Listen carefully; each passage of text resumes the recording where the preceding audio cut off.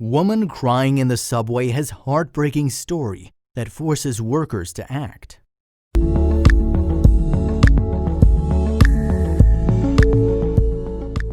Dr. Margaret McCollum, like anyone who lost their significant other, struggled to cope with the sudden loneliness her late husband left deep in her heart.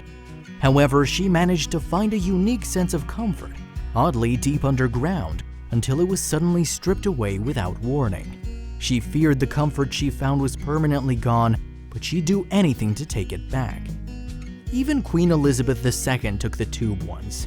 Anyone spending time in London has minded the gap and stepped aboard the city's subway system, though it held a special place in the heart of Dr. Margaret McCollum. Used by millions of commuters every day, the London Underground was the preferred method of travel for Margaret. She took the transport system from her home in North London to her offices, and every time she felt something other commuters didn't. See, while she did take the tube to cut down on transportation costs and eliminate driving in the traffic-heavy city, she had a personal reason for braving the crowds and grime. Every time a train pulled up, she was reminded of love.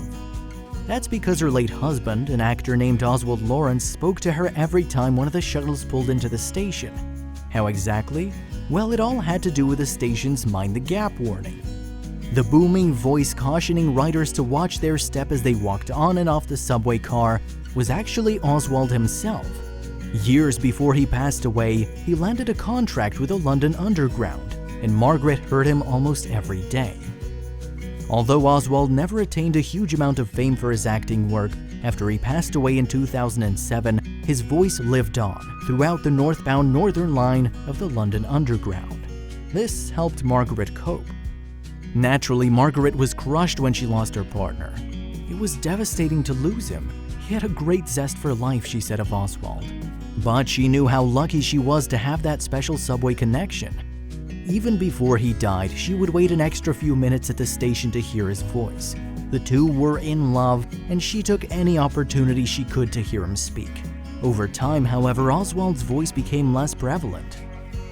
Slowly, the man Margaret fell in love with on a tour of Morocco in 1992 fizzled out of her life, as well as the lives of thousands of commuters.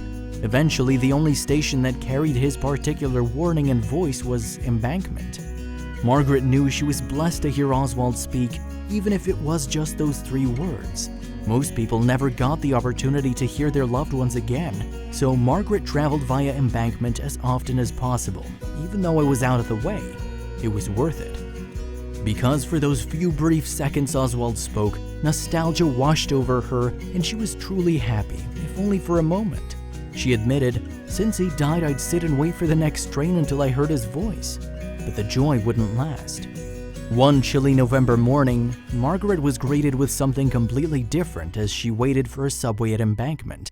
Silence. Surely something was wrong with the loudspeaker, so she waited a little longer. Nothing happened. She waited for several subways to pass, but still, Oswald's voice never kicked in. Margaret felt a void open in her heart. He wasn't there. I was just stunned when Oswald wasn't there anymore. She found one of the London Underground employees and inquired about the lack of audible warning regarding the gaps. "I was told there was a new digital system and they couldn't get his voice on it," she said. This was bad news. A devastated Margaret sat and stared into the distance, unable to cope with the fact that Oswald was now truly gone. Little did she know, though, the worker she told the story to wanted to help the grieving woman. Nigel Holness, London Underground's director, took charge of the situation. Transport for London were approached by the widow of Oswald Lawrence, he said, to see whether she could get a copy of the iconic Mind the Gap announcement her husband made over 40 years ago. "We were very touched by her story," Nigel continued. "So staff tracked down the recording, and not only were we able to get a copy of the announcement on CD for her to keep, but are also working to restore the announcement at Embankment Station."